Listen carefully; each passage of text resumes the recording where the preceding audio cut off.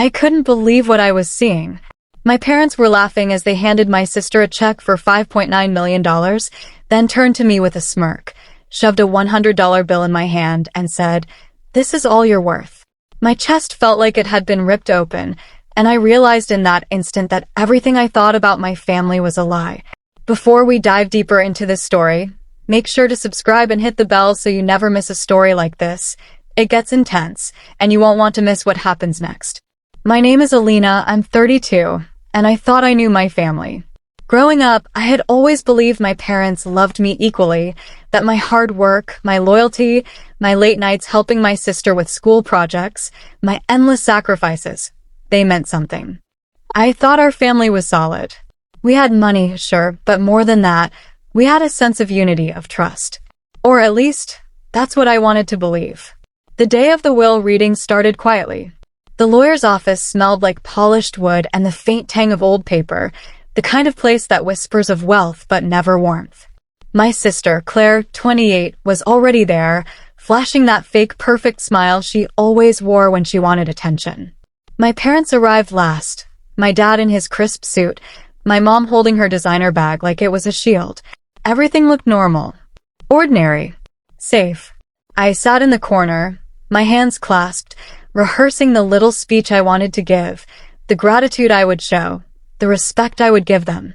I had always been the good daughter, the responsible one, the one who never questioned anything, until that moment. The lawyer cleared his throat and started reading the will. My heart raced.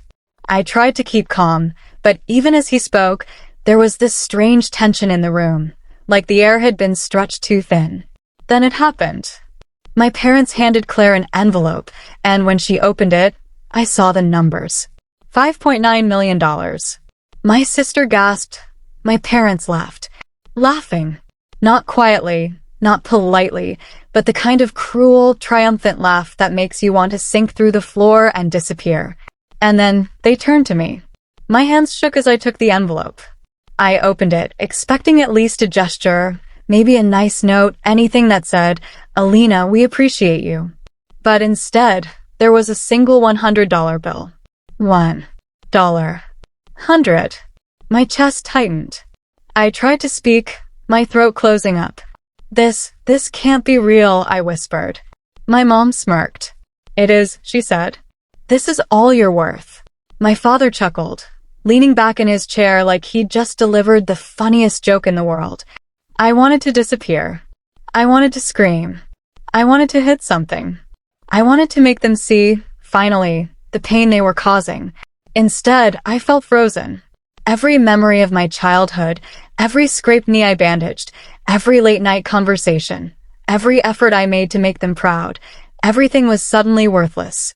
And worse, I realized that my sister, the one I had loved, the one I had protected, the one I had sacrificed for, was sitting there, beaming like a queen, completely in on it. She wasn't shocked. She wasn't crying. She was basking in it. I excused myself, barely noticing as people murmured and the lawyer shuffled papers. I went outside, the cool air hitting my face, trying to breathe, trying to stop the tears. I collapsed onto the marble steps, my mind racing. How could they do this? How could my parents, who raised me, who swore they loved me, treat me like I was nothing?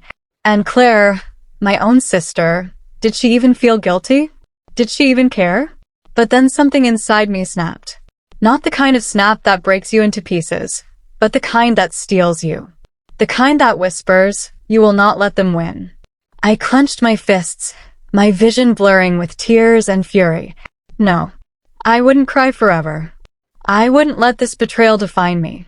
I would find a way to show them, to show Claire, to show the world that I am worth more than their cruelty, that I am more than the $100 in my hand.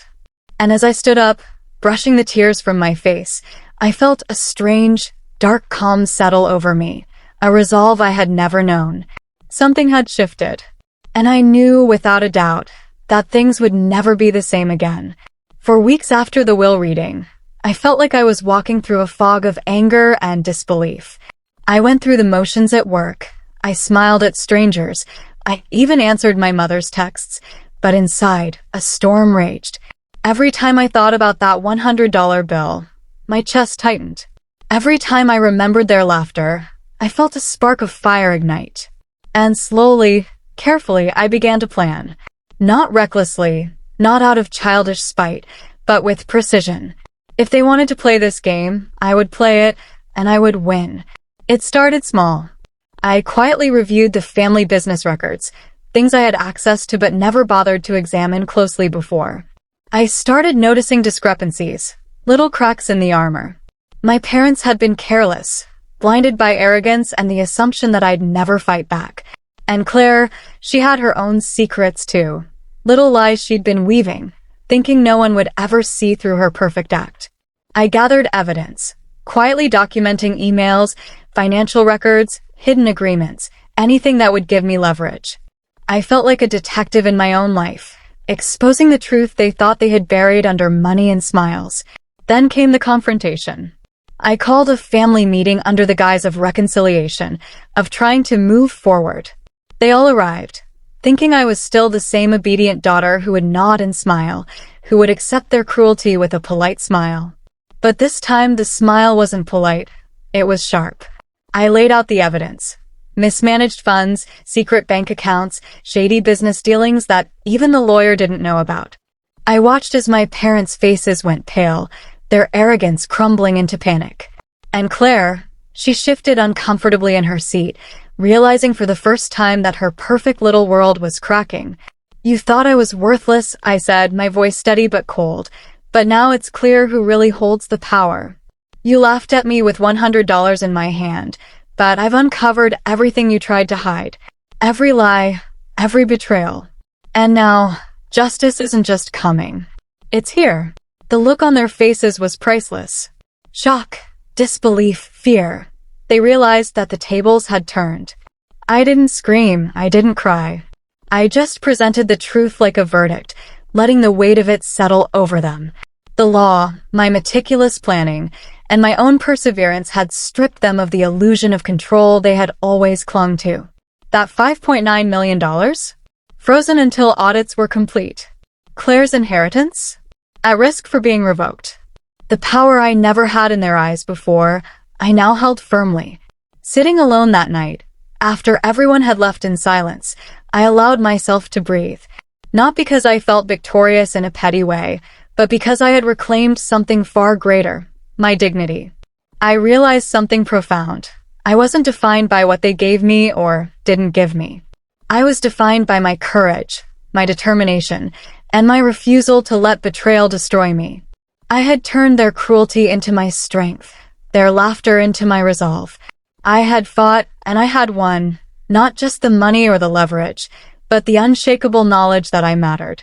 I looked in the mirror and saw Lena, not the girl who had been handed $100 and called worthless, but a woman who had faced betrayal head-on, who had outsmarted those who thought they could diminish her, and who had risen stronger than ever. My parents and sister had underestimated me, and that mistake had cost them more than money.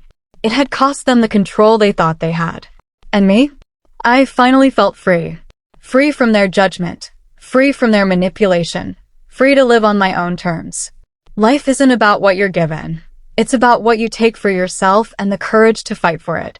I may have been handed $100 once, but I took back everything I was worth, piece by piece, with every careful step, every sleepless night, every calculated move. And that, more than anything, was priceless. If you've ever felt overlooked, underestimated, or betrayed, remember this: your value isn't determined by others. Your strength is what defines you. And sometimes, the most powerful revenge is simply refusing to be broken and letting your triumph speak louder than their cruelty ever could. Don't forget to subscribe and hit the bell so you never miss another story of betrayal, courage, and ultimate justice. You won't believe what comes next.